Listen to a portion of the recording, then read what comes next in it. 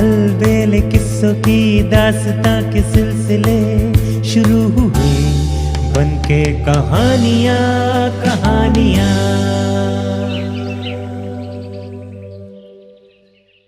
आइए सुनते हैं आज की कहानी सोनाबाई और साधु। दो बहनें थी। एक का नाम था सोनाबाई और दूसरी का नाम था रूपाबाई।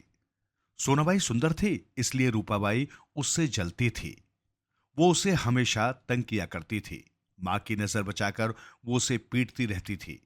एक दिन की बात है, दोनों बहनें गांव के बाहर मिट्टी खोदने गईं। लेकिन सोनाबाई जहां खोदती थी वहां तो सोना निकलता था, और रूपाबाई जहां खोदती थी वहां मिट्टी ही निकलती थी। रूपाबाई को लगा कि सोनाबाई जहां खोदती है वहां सोने की खान है। उसने उसे वहां से हटा दिया और खुद वहां खोदना शुरू किया।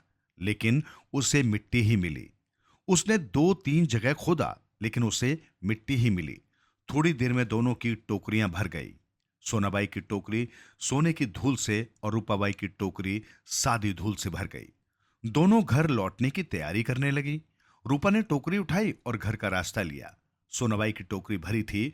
उसने रूपा से कहा, बहन, जरा हाथ तो लगा दो, मेरी टोकरी भरी है, अतः मुझसे उठ नहीं रही है। रूपाबाई ने मुंह बिचकाकर कहा, मैं कोई तुम्हारी नौकर हूं? मैं क्यों उठवाऊं? मुझे फुर्सत नहीं है।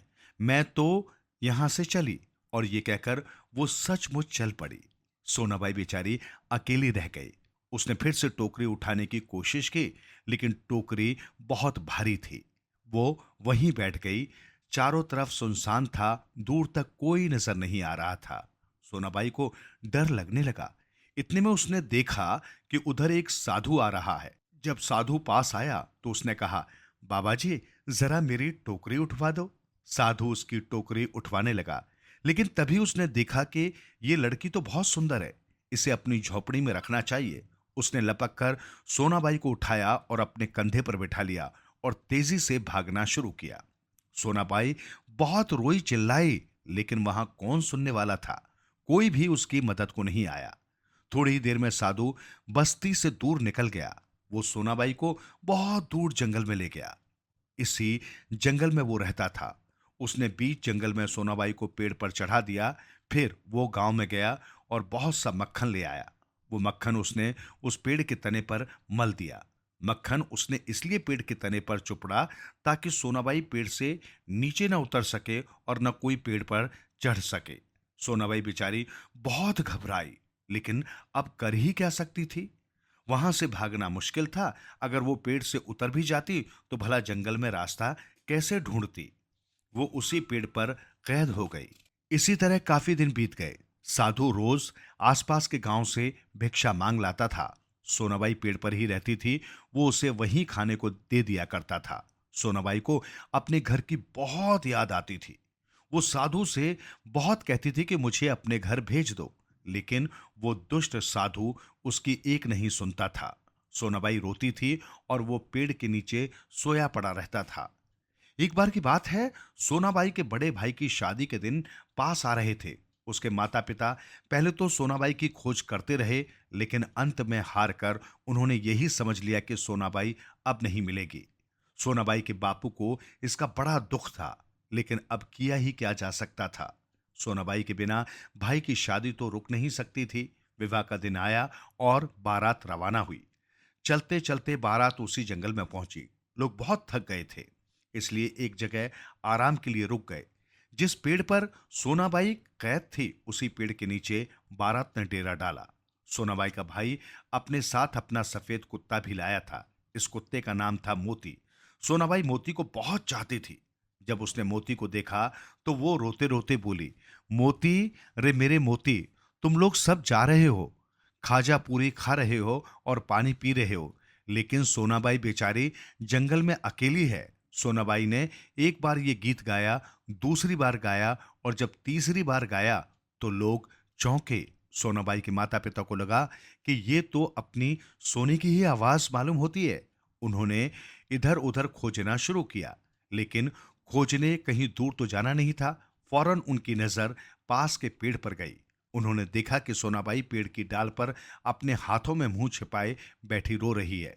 सब लोग दौड़कर पेड़ के पास आए।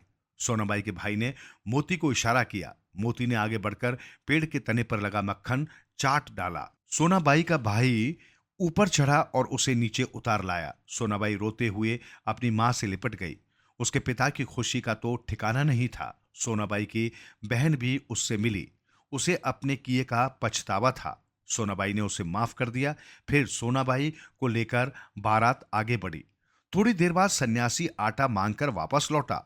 उसने आकर देखा सोनाबाई नहीं थी और पेड़ के तने पर का मक्खन भी कोई चाट गया था। उसे कुछ शक हुआ। आसपास पत्तल धोने पड़े थे। उसने समझ लिया कि कुछ लोग यहां ठहरे थे। उसने सोनाबाई को ढूंढने का निश्चय किया। वो गाड़ी के पहियों के निशान के पीछे चलने लगा। चलते चलते वो भी उसी गांव में जा पहुंचा जहां बारात गई थी। साधु उस गांव में अलख निरंजन सोनी दो आटा दो की आवाज लगा लगा कर भीख मांगने लगा। 2-3 दिन बाद वो उसी गली में पहुंचा जहां सोनाबाई और उसके माता पिता ठहरे थे। वहां जाकर उसने आवाज लगाई, अलख निरंजन सोनी दो आटा दो।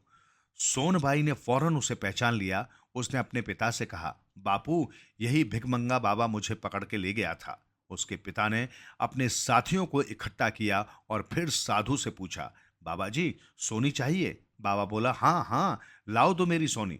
तब तक कुछ लोगों ने एक कुएं के मुंह पर एक टूटी हुई खाट बिछा दी और फिर साधु से कहा, बाबा जी, आओ यहां बैठ जाओ, अभी आती है तुम्हारी सोनी।